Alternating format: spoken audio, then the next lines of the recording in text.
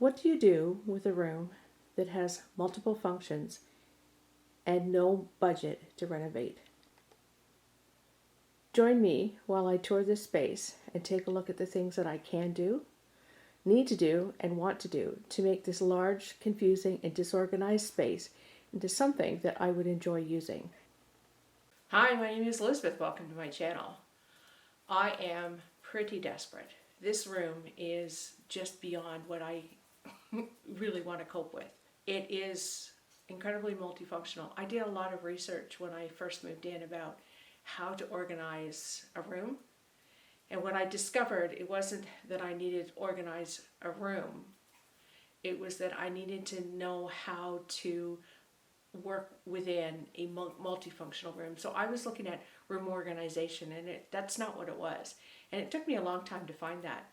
So I basically got the laundry, I've got the crafts, I've got the entry, plus I've got this built-in that's behind me that is just a waste of space.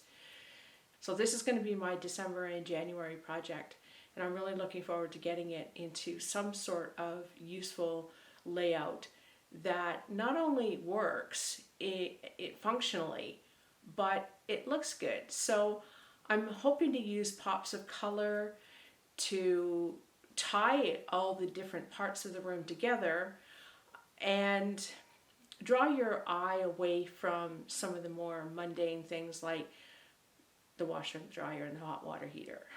I mean, really, a washer, a dryer. Oh, and I mention that in the corner opposite from where I'm standing, there's a chimney. So at one time there was actually a wood stove in here. So we've got a wood stove, we've got a space for a TV, we've got a laundry room, we've got an entryway. This is actually the room that caught my attention when I first looked at the house and really pushed me towards buying it.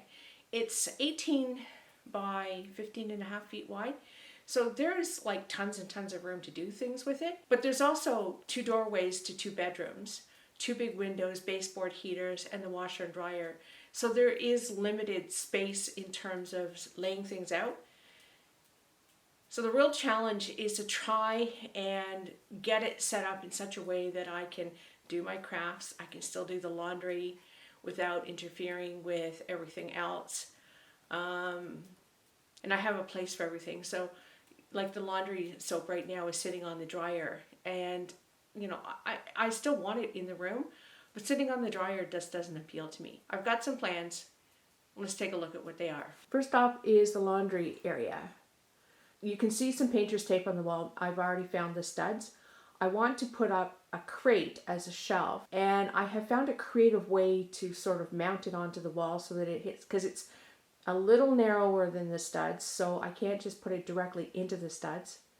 So I found a creative way to do that and make the shelf, and then the washboard, which was my mother's.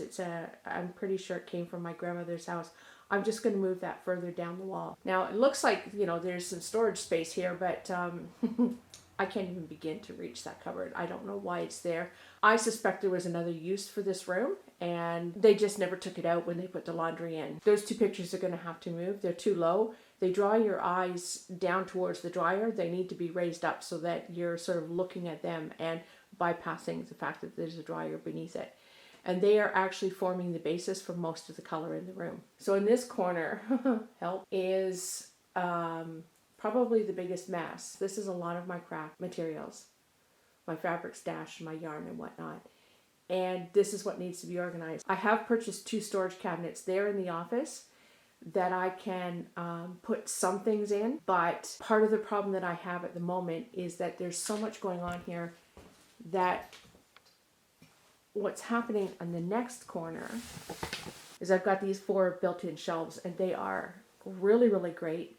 I just can't reach most of what's in them. So I need to make sure that the floor around the cabinet is clear so that I can get the step ladder to reach what's up there, because I really think that those are what's going to make or break my ability to store my craft projects and materials. I also have this pegboard here. I'm going to put it on the wall here beside the office. I'll paint it first, but you can get a lot of interesting containers and holders for pegboards. So I think it'll make a nice decorative as well as a functional element and really help with the organization. The entry isn't too bad. Yes, I've still got my fall wreath up. I haven't taken it down yet. The entry is not too bad. I like the fact that they've, on the foundation, they've built this little ledge, so it's a really great place to keep my boots and shoes. That shelf there, it looks lovely. I can only reach the first hook. All of the rest of the hooks I can't reach. I'm not sure what I'm going to do. I would love to take it down. I don't think I can. I may just put one slightly lower, further along. So remove the hooks, maybe the last 4 hooks, and mount a smaller one slightly lower right below the shelf that I can reach from the floor. The final spot that I have is here in this corner, this set of built-ins. They're good and they're not. They were built by the previous owner and they are very, very difficult to open and close. I have waxed them a couple times and it's not so bad. But those really, especially the top one, are for sort of long-term get out once a year storage. But this section in here, I've got a crate in there at the moment with some books on it.